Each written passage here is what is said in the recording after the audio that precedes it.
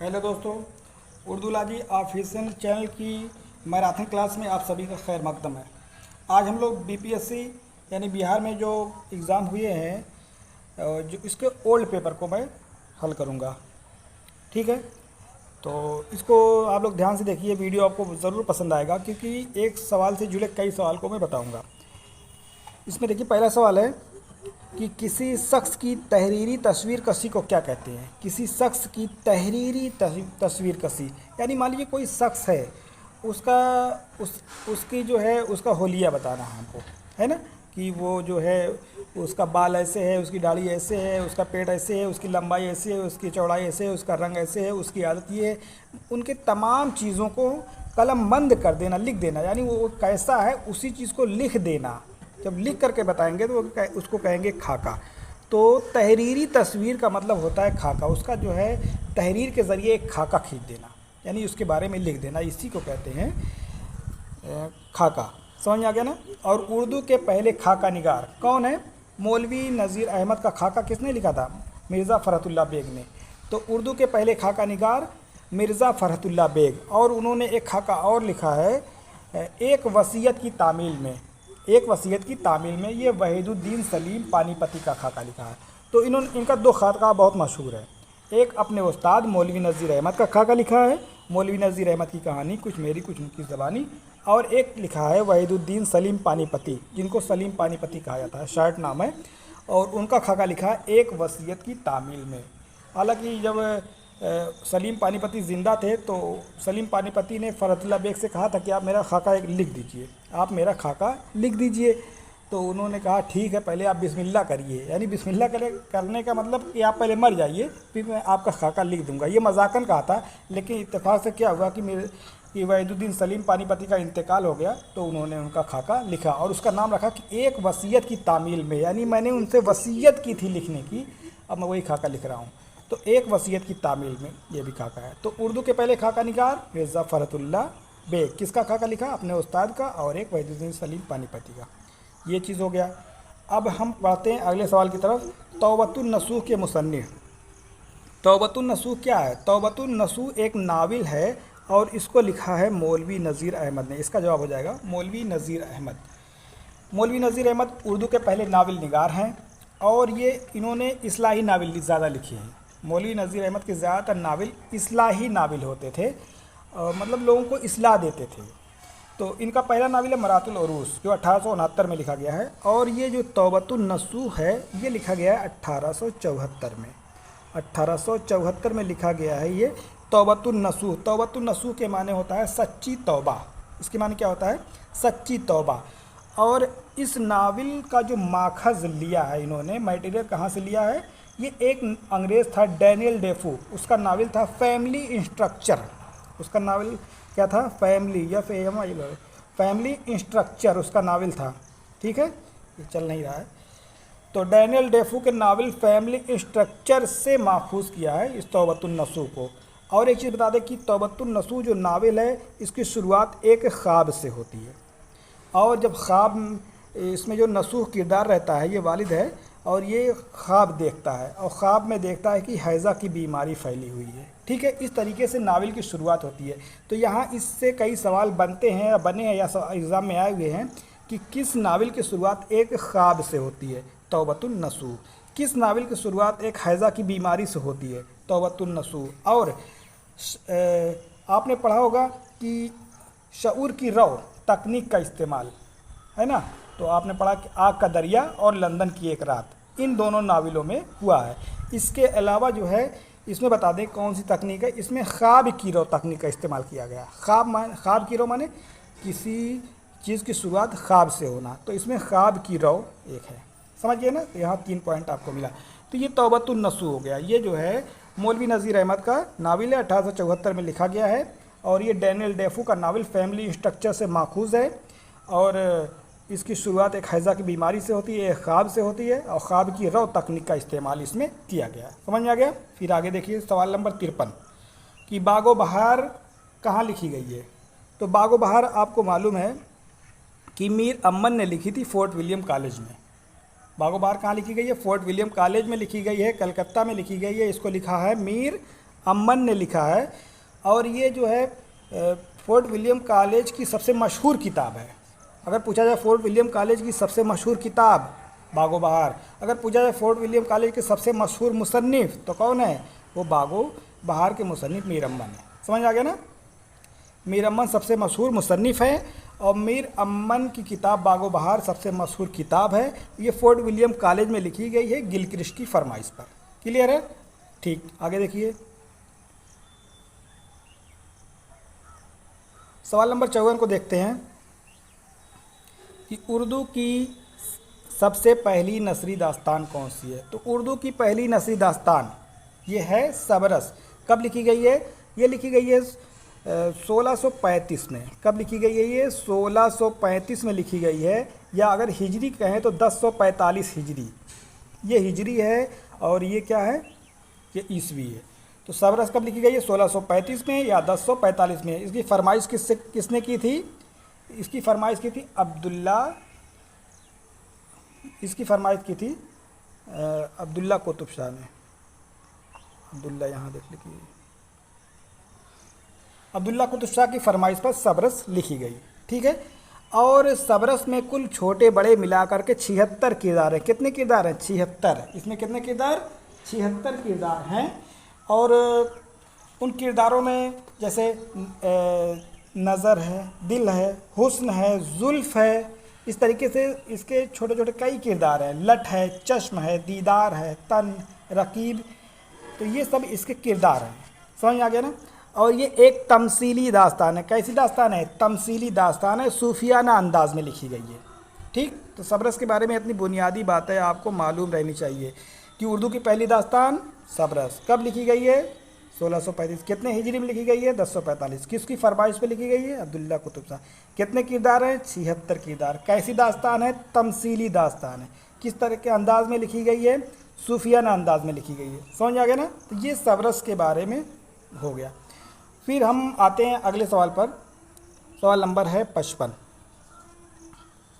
बागो बहार की तसनीफ़ पर मीर अम्मन को कितना इनाम मिला था? जब मीर अम्मन ने बागो बहार लिखी तो गिलक्रिस्ट ने अंग्रेज़ी हुकूमत से 500 रुपये का इनाम दिलवाया था। कितना इनाम? 500 रुपये का इनाम मिला था।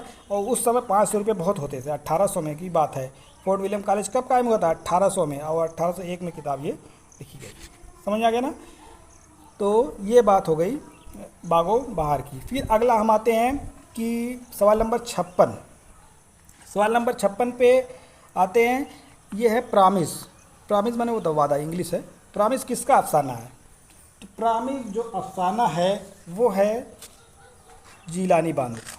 किसका अफसाना है वो? जीलानी बानो का। इसकी कहानी एक मिनट में सुन लीजिए। इसमें कहानी इस तरीके से है कि एक किरदार रहता है, उसमें अम्मू रहती है।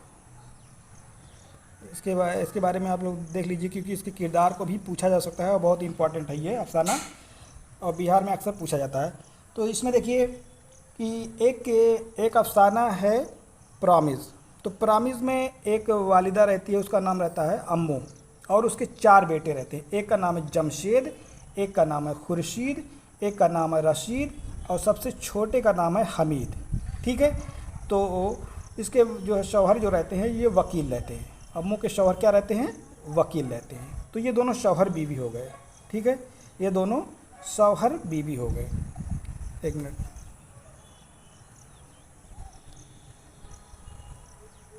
समझ आ गया ना। ये दोनों शौहर बीवी हो गए।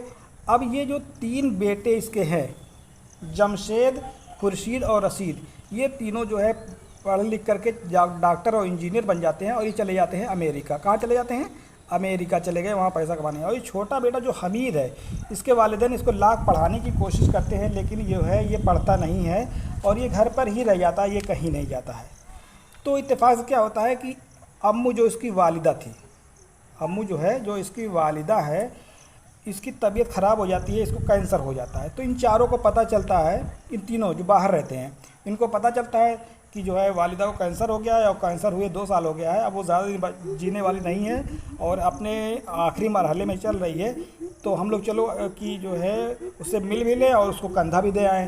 तो जब ये लोग आते हैं तो पता चलता है कि जो है ये अभी ज़िंदा है, अभी इंतकाल नहीं हुआ है, और हालांकि तबीयत इसकी ख़राब है। वालिदा की तबीयत ख़राब है, अभी ज़िंदा है, कुछ दिन तो ये लोग रहते हैं, लेकिन इन लोगों की छुट्टी ख़त्म हो जाती है और फिर वापस चले जाते हैं। जैसे ही वापस जाते हैं फिर वालिदा का इंतकाल हो जाता है, अम्मू का इंतकाल हो जाता है। तो इसमें ये कहानी है। तो इसमें किरदार याद रखिएगा कि जमशेद बड़ा है, हमीद सबसे छोटा है, और हमीद घर पे ही रह जाता है। इसकी वालिदा को कैंसर है, ठीक है, और अम्मू इसका मरकज़ी किरदार है, वालिदा इसके मरकज़ी किरदार है। तो जिलानी बानो का अफसाना प्रॉमिस है। समझ में आ गया ना? अब देखिए आगे सवाल नंबर 57। सवाल नंबर 57 को देख लीजिए। गुबार खातिर, गुबार खातिर ये किसकी तसनीफ़ है? इसके मुसन्निफ़ कौन है? ये हैं अबुल कलाम आज़ाद। गुबार खातिर अबुल कलाम आज़ाद, ये जो है अबुल कलाम आज़ाद के खतूत का मजमूआ है। उसमें 24 ख़त शामिल हैं। कितने ख़त हैं? 24 ख़त शामिल है, और जिसमें उन्होंने 20 ख़त जेल के अंदर लिखे थे और 4 ख़त जेल के बाहर लिखे थे। ये क्या अंदर, ये कहाँ बाहर? समझ आ गया ना? 20 ख़त अंदर लिखे थे जेल के, 4 ख़त जेल के बाहर लिखे थे। अगर हम पूछे कि जो है गुबार खातिर का सबसे छोटा ख़त कौन है, तो ये पहला नंबर जो ख़त है, ख़त नंबर 1 सबसे छोटा। अगर पूछे कि सबसे बड़ा ख़त कौन है, तो 24 नंबर सबसे बड़ा ख़त है। अगर पूछे कि जो है किस ख़त का ताल्लुक़ मौसीकी से है, तो ये मौसीकी से ताल्लुक़ है। किसका? ख़त नंबर 24 का ताल्लुक़ किससे है? मौसीकी से। समझ में आ गया ना? तो ये ख़त जो उन्होंने लिखा था अबुल कलाम आज़ाद ने, वो लिखा था हबीबुर रहमान ख़ान शेरवानी के नाम। किसके नाम? हबीबुर रहमान ख़ान शेरवानी के नाम। जेल के अंदर से लिखा था, जो भेजे नहीं जा सके थे। बाद में वो किताबी शक्ल में शाये हुई है, उसका नाम रखा गया गुबार खातिर। गुबार खातिर का मतलब होता है कि दिल का गुबार, दिल का गुबार। गुबार खातिर के माने होता है दिल का गुबार। और ये जो है जब हिंदुस्तान छोड़ो तहरीक चल रही थी, जब हिंदुस्तान छोड़ो तहरीक चल रही थी 8 अगस्त 1942 को, और उसी वक्त जो है अबुल कलाम आज़ाद को गिरफ़्तार कर लिया गया और इनको जो है जेल में डाल दिया गया था, अहमदनगर। तो अहमदनगर जेल में रह करके ये खतूत लिखे गए थे। समझ में आ गया ना? इसको सबसे पहले हकीम अजमल ने मुरत्तब किया और बाद में मालिक राम ने मुरत्तब किया। क्लियर हो गया? ठीक। तो इसमें सवाल ये क्या पूछे जाते हैं? गुबार खातिर क्या है? खतूत का मजमूआ है। कितने ख़त हैं? 24 ख़त हैं। किसका है? अबुल कलाम आज़ाद का। समझ में आ गया ना? कितने ख़त बाहर अंदर, तो 20 ख़त अंदर। कितने ख़त बाहर? 4 ख़त बाहर। 24वां ख़त मौसीकी से मुताल्लिक़। सबसे बड़ा ख़त 24 नंबर, सबसे छोटा ख़त 1 नंबर। समझ आ गया? सबसे पहले किसने मुरत्तब किया? हकीम अजमल ने। कब? 1946 में, 1946 में। दूसरी बार किसने? मालिक राम ने। कब? 1967 में। समझ में आ गया ना? तो ये सब ये बुनियादी चीज़ है, इतना आपको हर हाल में इनके बारे में जानना है। ये गुबार खातिर अबुल कलाम आज़ाद की हो गई। समझ में आ गया? आगे देखिए, ऊद हिंदी। ऊद हिंदी क्या है? ऊद हिंदी गालिब के खतूत का मजमूआ है। गालिब के खतूत का मजमूआ है ऊद हिंदी, यानी उर्दू की खुशबू। क्या है? उर्दू की खुशबू। ऊद माने क्या होता है? खुशबू। हिंदी को जो है उस वक्त जो है, उर्दू को उस वक्त हिंदी कहा जाता था। समझ आ गया ना? तो ये गालिब के खतूत का मजमूआ है ऊद हिंदी, और ये पहला है। पहला उनका क्या है? ऊद हिंदी। दूसरा क्या है? उर्दू मोहल्ला। गालिब के खतूत का मजमूआ। हालांकि उर्दू मोहल्ला के नाम से हसरत मोहानी ने एक रिसाला भी जारी किया था अलीगढ़ से, ठीक है, 1903 में जारी किया था, 1910 में, 1913 में बंद हो गया था, नहीं 10 साल चला था। तो हसरत मोहानी के रिसाले का नाम क्या है? उर्दू मोहल्ला। तो ऊद हिंदी, उर्दू मोहल्ला गालिब के खतूत का मजमूआ है। और एक चीज़ और आप लोग याद रखिएगा कि जो खतूत का मजमूआ है उसमें जो ऊद हिंदी है, ये पहला वाला, इसका दीबाचा किसने लिखा था? अगर पूछा जाए कि गालिब के खतूत जो पहला मजमूआ ऊद हिंदी है, इसका दीबाचा किसने लिखा था? इसको लिखा था अब्दुल गफ़ूर सरूर। अब्दुल गफ़ूर सरूर ने लिखा था। और पूछा जाए उर्दू मोहल्ला का दीबाचा किसने लिखा था, दूसरा वाला, तो इसको लिखा था मीर मेहदी मजरूह, जो गालिब के सबसे चहेते शागिर्द थे। मीर मेहदी मजरूह उनका नाम था, ठीक है, मीर मेहदी नाम था, मजरूह तखल्लुस रखते थे। क्लियर? तो अब्दुल गफ़ूर सरूर ने दीबाचा लिखा ऊद हिंदी का। उर्दू मोहल्ला किसने लिखा? उर्दू मोहल्ला का लिखा मीर मेहदी मजरूह, गालिब के सबसे चहेते शागिर्द मीर मेहदी मजरूह, ठीक है। और देखिए, ये तो हो गया।